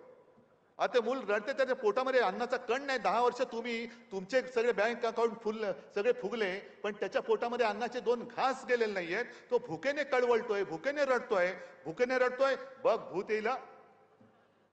हे काय, कोणता हा देश आहे? कोणत्या देशात आपण राहतोय? साधी गोष्ट आहे. तरी बरं झालं तुषारजी तुम्ही आज आमच्या व्यासपीठावरती आला, मी तुमचं स्वागत करतोय. कारण मी जे बोलतोय तुमच्या समोर बोलतो, चूक असेल तर तुम्ही इथेच सांगा मी चूक बोलतोय. तुम्ही आज किती वर्ष महाराष्ट्रात राहतात मला माहिती नाहीये, पण जे मी बोलतोय तळमळीने, उद्या इंडिया आघाडीचं सरकार आल्यानंतर गुजरातचं जे हक्काचं असेल ते आम्ही देऊच. गुजरात बद्दल माझ्या मनात आकस नाही, गुजरात सुद्धा माझाच आहे. पण मोदीजी, तुम्ही माझ्या महाराष्ट्राच्या तोंडातला घास काढून जो गुजरातला देताय तो मी कदापि सहन करणार नाही, हे मी तुम्हाला जाहीर सभेत सांगतोय. कदापि नाही. सगळे तुम्ही माझ्या महाराष्ट्राची हक्काची रोजी रोटी तुम्ही गुजरातला घेऊन जाताय. काय महाराष्ट्राने पाप काय केले? आणि हा आम्ही प्रश्न विचारल्यानंतर, हा मुद्दा घेतल्यानंतर त्या मुद्द्याला उत्तर नाहीये. मग फडणवीस काय म्हणतात, गुजरात काय पाकिस्तानात आहे काय? मग देवेंद्रजी, माझा महाराष्ट्र काय अफगाणिस्तानात आहे? हा, गुजरात पाकिस्तानमध्ये नाही मला माहिती आहे. पण महाराष्ट्राने काय तुमचं घोडं मारलंय? तुमचं घोडं आम्ही अडवलंय. तुमचं वारू जे उधळलं होतं 400 पार 400 पार, तो घोडा नव्हताच, ते खेचर होतं, ते आम्ही अडवलं. Go back. जा, महाराष्ट्रातनं जसे उद्योगधंदे नेले ना, हे खेचर सुद्धा घेऊन जा. आमची नेलेच आहेत ना 40 जण, ते सुद्धा घेऊन जा सुरतेला. हे सुद्धा घेऊन जा. जा घेऊन. सगळं गुजरातला गुजरातला गुजरातला. आणि गुजरात आणि संपूर्ण देशामध्ये मोदीजी तुम्ही भिंत उभी करताय. ही भिंत हे पंतप्रधानाचं काम नाहीये. तुम्ही देशाचे पंतप्रधान आहात. आज शरम एका गोष्टीची वाटते की काल माझी सुद्धा सभा नाशिकला होती, दुसऱ्या बाजूला मोदींची सभा होती नाशिक जिल्ह्यात, आणि त्या जिल्ह्यामध्ये कांद्याचा प्रश्न बिकट आहे. गुजरातची कांदा निर्यात बंदी उठवून टाकली, पण महाराष्ट्राची कांदा निर्यात बंदी अजूनही तशीच आहे. थोडीफार इकडे तिकडे करतात, त्याच्यावरती टॅक्स लावतात. महाराष्ट्राचा कांदा उत्पादक तुमचा काय शत्रू आहे? पण त्या सभेत हे असंच काहीतरी हिंदू मुसलमान बोलायला लागल्यानंतर समोरनं शेतकऱ्यांनी घोषणा दिल्या, कांद्यावरती बोला. त्याला पकडून पोलिसांनी बाहेर नेलाच. पण मोदीजीने काय केलं, घोषणा द्यायला लागले, भारत माता की जय, भारत माता की जय. मग मला मोदीजींना विचारायचंय, मोदीजी तुमची भारत माता नेमकी आहे कुठे? तुमची भारत माता आहे कुठे? ही माझी भारत माता माझ्या समोर बसलेली, ही माझी भारत माता आहे. भारत माता म्हणजे आहे तरी काय? हे इकडे चित्र आहे, ते भारत मातेचं चित्र आहे. काय भारत माता फक्त चित्रामध्ये? माझी भारत माता समोर जिवंत तुमच्याकडनं अपेक्षा करते, आक्रोश करते. शेतकरी आक्रोश करतायत, महिला आक्रोश करतायत. गुजरात जर का पाकिस्तानमध्ये नसेल तर काय मणिपूर पाकिस्तानमध्ये? मग तिथे ज्या काय महिलांच्या धिंड्या काढल्या गेल्या ती भारत माता नाहीये. नुसतं आपलं काहीतरी राष्ट्रीयत्वाचं प्रेम आणायचं. अहो मोदीजी, तुमचे सगळे जण हे स्वातंत्र्य लढत होते कुठे? आणि भारत मातेचं प्रेम तुम्ही आम्हाला शिकवता. आम्ही जनतेमध्ये जेव्हा जातो, एक तर हे जेव्हा फिरतात संपूर्ण लवाजमा असतो यांच्या बरोबर. आपले शिवसेना प्रमुख जे बोलायचे की निवडणूक आल्यानंतर कोणी पंतप्रधान असता कामा त्यांनी राजीनामा दिला पाहिजे आणि देशात राष्ट्रपती राजवट लागली पाहिजे. कारण तुम्ही पंतप्रधान म्हणून फिरणार, तुम्ही देशाचे पंतप्रधान, तुमच्या पक्षाचा प्रचार करणार. मग इकडे येऊन तुम्ही गद्दाराचा प्रचार करणार असाल तर माझ्या राजांचा प्रचार का नाही करायला? तुम्ही देशाच्या आत्ता गेल्या वेळेला राजांनी सुद्धा तुम्हाला पाठिंबा दिला होता. पण तुम्ही सगळा लवाजमा म्हणजे येतील, विमानाने आले तर एअरफील्ड बंद, रस्त्याने जाणार तो रस्ता बंद. काल कल्याणमध्ये होते, कल्याणमध्ये अघोषित बंद. त्याच्याहून जास्त लज्जास्पद गोष्ट, काल मुंबईमध्ये त्यांचा जो रोड शो झाला, त्या रोड शो मध्ये त्याच्या 2 दिवस आधी ती जी दुर्घटना घडली होती, जे मोठं होर्डिंग पडलं होतं, त्याच्या खाली अजूनही माणसं अडकलेत असं म्हणतात. बचाव कार्य अजूनही सुरू आहे. त्याच भागामध्ये थोडेसे 2 गल्ल्या सोडून मोदीजी तुम्ही कसला तमाशा केलात? कोणाला तुम्ही शो केलात? कसला शो केला? तुमच्या अहंकाराचा शो केला? एवढी निर्दयता तुमच्यात आली कुठून? आणि त्याही पेक्षा भयंकर आणखीन, अचानक मेट्रो बंद करून टाकल्या, अचानक तिथले रस्ते बंद करून टाकले. तिथल्या महिला सुद्धा अशा चिडल्या, त्या म्हणाल्या आम्ही काही झालं तरी यांना मत नाही देणार, आता अजिबात देणार नाही. अनेक महिला ज्या घरी निघाल्या होत्या, घरी त्यांची बाळं वाट बघत होती, ते म्हणाले आम्ही करू काय? आमचे सगळे जाण्याचे मार्गच बंद केले, ह्यांना बघून आम्ही करू काय? टीव्हीवरती दिसतात ना. काय फरक काय पडतोय? टीव्हीवरती बघितले काय आणि समोर बघितले काय? फरक काय पडतोय? पण तुम्ही लोकांची कदर करत नाही. भारत माता की जय यावं, हीच तर भारत माता आहे. हीच माझी भारत माता आहे. भारत माता, देश म्हणजे देशातली माणसं आहेत, देशातले दगडधोंडे म्हणजे देश नव्हे. आणि जेव्हा जेव्हा तुम्ही महाराष्ट्रामध्ये येताय, एक तर रामाचा जप करता, कारण तुम्हाला पराभवाचं भूत समोर दिसायला लागलं. राम राम राम राम राम राम तरी करतात,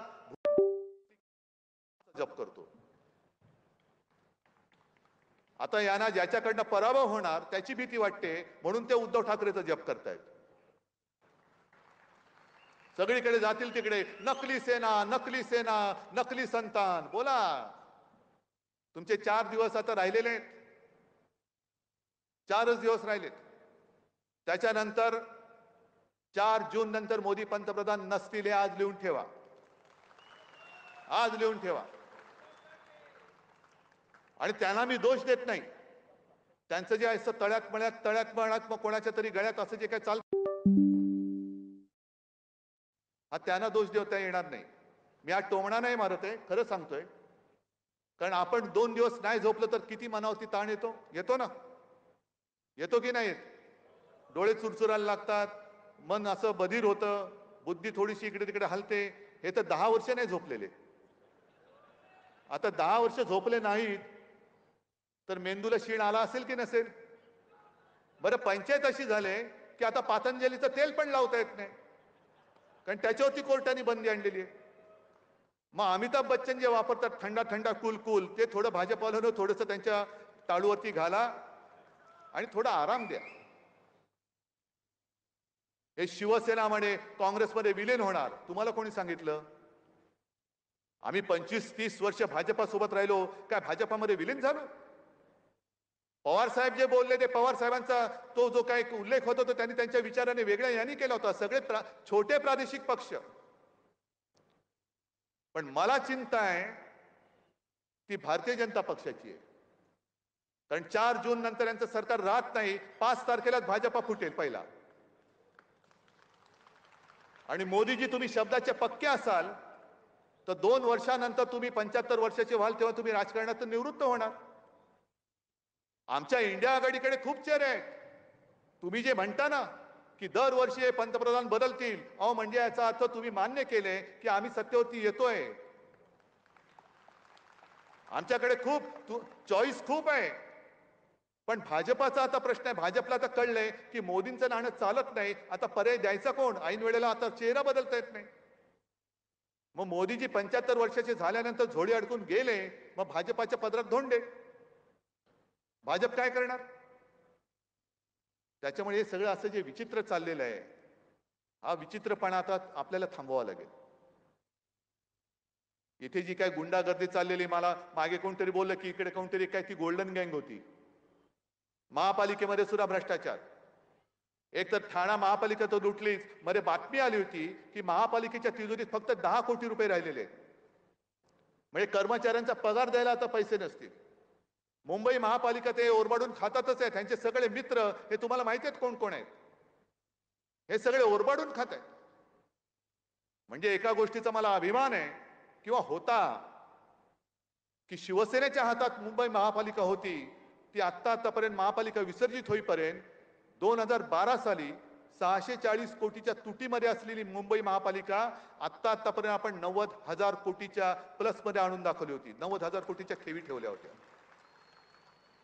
मग मोदीजी आले, आपलं सरकार पाडलं. मोदीजी आले आणि म्हणाले की एफडी में रखकर विकास नहीं होता जी, वो मेरे मित्रों के जेब में जाना चाहिए पैसा. सगळं आता तुम्ही चांगली आठवण करून दिली. अचानक त्यांना साक्षात्कार काय झाला? ये राहुल गांधी अब अडानी अंबानी पर क्यों नहीं बोल रहे? बताओ कितना ट्रक भर के, कितने टेम्पो भर के माल आपके पास उठाया आपने? अहो मोदी जी, काही वर्षांपूर्वी तुम्ही नोटबंदी केली होती. कशासाठी केली होती? काळं धन नष्ट करायला. आणि आता तुम्ही पंतप्रधान आहात. तुमचे ईडी, इन्कम टॅक्स, सीबीआय सगळे तुम्ही आमच्या शिवसैनिकाच्या मागे लावतात. त्या मडवीला तुरुंगामध्ये टाकता. आज सुद्धा माझ्या सैनिकांना नोटीस येते. येत्या काही दिवसात म्हणजे काल, आज आणि उद्यामध्ये अशी मला माहिती आहे की कदाचित चांगल्या कार्यकर्त्यांना अटका करतील. पोलिसांना सांगतो तुम्ही करून दाखवा. तुम्ही करून दाखवा. दिवस सगळ्यांचे सारखे नसतात. आज शेवटचा दिवस त्यांच्या सत्तेचा असेल, उद्याचा दिवस आमचा आहे. उद्याचा दिवस आमचा आहे. पण सगळ्या यंत्रणा तुमच्याकडे आहेत. तरी मोदीजी टेम्पो भर भर के माल कैसे जा रहा है आपको पता नहीं?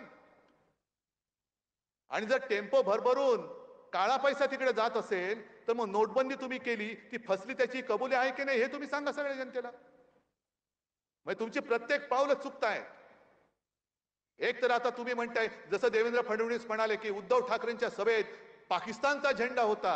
अरे मी कुठे पाहिला पाकिस्तानचा झेंडा? तुम्हाला कसा कळला? मी थोडीच गेलो होतो नवाज शरीफचा केक खायला, तुमचे नेते गेले होते. आता त्यांनी तिकडनं पाकिस्तानचा झेंडा आणला म्हणून देवेंद्र तुम्हाला माहिती असेल, मला माहित नाही पाकिस्तानचा झेंडा कसा दिसतो. पण तुम्ही आता हे सगळं विचित्र पद्धतीने नेऊ इच्छिताय. प्रश्न तसेच राहिलेले. आज सुद्धा सोशल मीडियावरती मोदीजींच्या जुन्या क्लिप्स आहेत ना, उपलब्ध आहेत की मतदानाच्या दिवशी मतदान करायला निघताना गॅस सिलेंडरला नमस्कार करून निघा. कारण तेव्हा गॅस सिलेंडरचा भाव होता 400 म्हणून त्यांना आता पाहिजे तो 400 गॅस सिलेंडरचा. आता किती झाला? 1000च्या वर. मग तुम्ही एक तरी गोष्ट अशी सांगा की जी लोकांना समाधान देणारी आहे. परदेशामध्ये काळं धन होतं ते तुम्ही आणून लोकांच्या खात्यात 10-15 लाख तो ऐसे ही दे देंगे. आले कोणाच्या खात्यामध्ये? कोणाच्याच खात्यात नाही. पण भाजपच्या खात्यात किती आले? जे काँग्रेसने 70 वर्षात नाही केलं ते आम्ही करून दाखवलं. बरोबर आहे, मोदीजी बरोबर बोलताय. कारण 70 वर्षात काँग्रेसला जमलं नव्हतं ते तुम्ही 2-2.5 वर्षामध्ये निवडणूक रोख्यांच्या माध्यमातून करून दाखवलं. काँग्रेसच्या खात्यामध्ये 500-600 कोटी आणि तुमच्या खात्यात 10,000 कोटी. कोणी लुटला देशाला? कोणी लुटला? आज सुद्धा राजनजी तुम्ही बसला तिकडे आहे, म्हणजे राजन आपले विचार वेगळे, आपले राजन राजे तुम्ही कामगारांचे प्रश्न हाताळता. मला सांगा हो, प्रत्येक वेळेला हे कंत्राटीचं घोडे केव्हापासून सुरू झालं? युनियनच करायचे नाहीत, कंत्राटी पद्धत. अग्निवीरची योजना सुद्धा 4 वर्षासाठी. म्हणजे कंत्राटीचा अर्थ असा की तुम्ही किती चांगलं काम करा पण तुमच्या मालकाच्या मर्जीवरती तुमचं काम उद्याचं अवलंबून असेल. काय करायचं तरुणांनी? कसं भविष्य घडणार? आज मोदी आणि अमित शहा तिसऱ्या वेळेला एक्सटेन्शन मागतायत. 5 वर्षाचं तुम्हाला कॉन्ट्रॅक्ट दिलं होतं देश चालवायचं, आणखीन दयाबुद्धी म्हणून 10 वर्ष केलं, नाही चालू शकला देश. आता पुढची 5 वर्ष का मागताय? कंत्राटी पद्धतीने तुम्हाला दिलं होतं. या 4 तारखेला आम्ही हे कंत्राट रद्द करत आहोत. आम्ही हे कंत्राट रद्द करतोय. सगळे जे काही कामगार कायदे तुम्ही आणू इच्छित होतात आणि काही आणले, हे सगळे उद्योगपतींना धार देणे कायदे. कामगारांचं हित काय? मला त्याही वेळेला हे सांगायचे की उद्धवजी आपल्या देशामध्ये फक्त 7% कामगार हा ऑर्गनाइज्ड आहे. बरोबर ना? 7%. मग या 60%चं प्रतिनिधित्व कोण करतं? म्हणजे 93% कामगार हा असंघटित आहे. मग आपल्या देशाचा औद्योगिक चेहरा हा माझा शेतमजूर का नाही होत? का होतात अंबानी आणि अदानी, हे टाटा बिर्ला हे का होतात? हे 7% वाले. आणि मग साधा शेतकरी आला तर तुम्ही त्याला दिल्लीमध्ये प्रवेश बंद करता.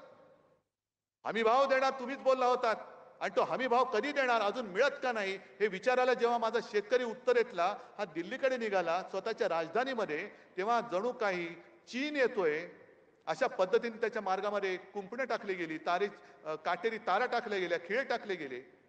कमी पडते की काय म्हणून वरनं ड्रोन मधनं अश्रुधुराचे गोळे त्याच्यावर मारले. आणि ते जे पोलीस उभे केले होते, सैनिक उभे केले होते, ही सुद्धा शेतकऱ्यांचीच मुलं होती. त्या मुलांना त्याच्या बापावरती बंदूक रोखून तुम्ही उभं केलं होतं. हे काय आम्ही नुसतं उघड्या डोळ्याने बघत बसायचं? शेतकऱ्याला तुम्ही येऊ देत नाही, पण अदानी आल्यावर ते ताडकन उठून उभे राहता. मग कसला तुमचा कामगार आणि कसलं तुमचं सगळं काय? हे सगळे तुमचे जे काही खोटी अश्रू आहेत हे आता पुरे झाले. परवा त्यांनी अर्ज भरताना जे सांगितलं कि 2014 में मैं यहाँ आया तो मुझे ऐसे लगा कि गंगा माँ ने मुझे बुलाया है. अब 2024 में मैं त्यांना गदगदून आलं. ऐसा लग रहा है कि गंगा माँ ने मुझे गोद ले लिया है. अच्छी बात है, आप नर्मदा माँ को भूल गए, अभी गंगा माँ को अपना लिया आपने. पर बीच में मोदी जी कोरोना के समय में गंगा में जो लाशें बह रही थी तब गंगा के आंसू पूछने के लिए आप क्यों नहीं गए थे? तुम्ही आमच्यावरती जेव्हा टीका करता कोरोनामध्ये भ्रष्टाचार केला, खिचडीचा घोटाळा, अहो, ज्या प्रज्वल रेवण्णा बलात्काराच्या प्रचारासाठी मोदीजी तुम्ही कर्नाटकात गेला होता, त्या कर्नाटकामधलाच तो यत्नाल म्हणून आहे, बसवगौडा यत्नाल यांचा आमदार, त्यांनी जाहीर आव्हान दिलं होतं भाजपला की मला नोटीस पाठवाच, मी भारतीय जनता पक्षाचा 40,000 कोटीचा कोरोना काळातला घोटाळा बाहेर काढल्याशिवाय राहणार नाही. काय केलं तुम्ही त्या बसवगौडाचं, काही यत्नाळचं? तो म्हणाला की सरकार आमचं होतं, पण घोटाळा घोटाळाच आहे. कोरोनासाठी जे हॉस्पिटलमध्ये ऍडमिट झाले होते त्यांना लाखो रुपयाची बिलं दिली गेली आणि ह्या 40,000 कोटीपेक्षा जास्त घोटाळा हा भाजपच्या सरकारने कर्नाटकात केला. मग तुम्ही आमच्यावरती बोटं दाखवता, खिचडी खाल्ली. माझ्या महाराष्ट्रामध्ये सर्वांच्या सहकार्याने एकाही मृतदेहाची विटंबना आम्ही होऊ दिली नव्हती, हे मोदीजी लक्षात घ्या. तो राज कपूरचा पिक्चर होता ना, राम तेरी गंगा मैली, ते तुम्ही केलीत. गंगा मैली मोदीजी आपने की है. तुम्ही गंगेचा अपमान तुम्ही केलेला आहात, त्या मृतदेहाची विटंबना तुम्ही केलेली आहे. आणि लोकांना कशाला मग तुमच्या अर्ज भरताना गंगा जमुना या डोळ्यातनं काय येत आहेत? ही सगळी थापेबाजी आहे, हे सगळे जुमलेबाजी आहे. आणि म्हणून तुम्हाला सांगतो की आता देशाला एका व्यक्तीच्या हातामध्ये सरकार देणं आपल्याला परवडणार नाही. अहो, तुम्ही आम्हाला घराणेशाहीवरनं बोलता. आज बरं झालं सुप्रिया तू पण इकडे आहेस. मला सांगतात मला आदित्यला मुख्यमंत्री करायचंय, पवार साहेबांना सुप्रियाला मुख्यमंत्री करायचंय. अरे मुलांना आमच्या करायचं की नाही आमची माणसं ठरवतील ना. पण निदान आम्ही आमच्या जर लढत असलो तर निदान आम्ही आमच्या मुलांसाठी लढतोय. मोदीजी तुम्ही किती वेळा बोल्यावरती चढताय? 14 वेळा मुंडावल्या, 19ला मुंडावल्या, पुन्हा एकदा मुंडावल्या, 29ला सुद्धा गुडघ्याला बाशिंग बांधून तयारच आहेत. मग द्या ना पुढच्या पिढीच्या हातामध्ये, कधी तुम्ही देश देणार आहात? मग ही जी काही एकाधिकारशाही आहे, या एकाधिकारशाहीला गाडून टाकण्यासाठी यावेळेला इंडिया आघाडीचं संमिश्र सरकार आपल्याला देशाला पाहिजे. केलं होतं ना, अटलजींनी सुद्धा चांगलं काम केलं होतं. तेव्हाही सगळे ममता जयललिता सगळे सोबत होते.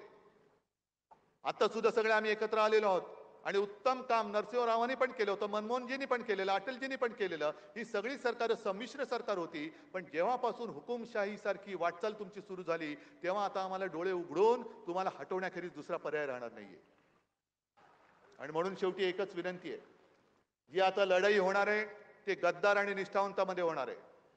शिवसेना ही आपलीच आहे, राजन पण आपलाच आहे, फक्त निशाणी बदललेली आहे. निशाणी काय आहे? ठाणेकर मशाल हातात घेऊन गद्दारी जाळणार आहेत, गद्दारीची पाळं मुळं इकडनं उकरून टाकणार आहेत. मग फक्त हात वर करून एकदाच फक्त आपला जय भवानी जय शिवाजी बोला. जय भवानी जय शिवाजी, जय हिंद, जय महाराष्ट्र. छोटासा प्रवेश या ठिकाणी.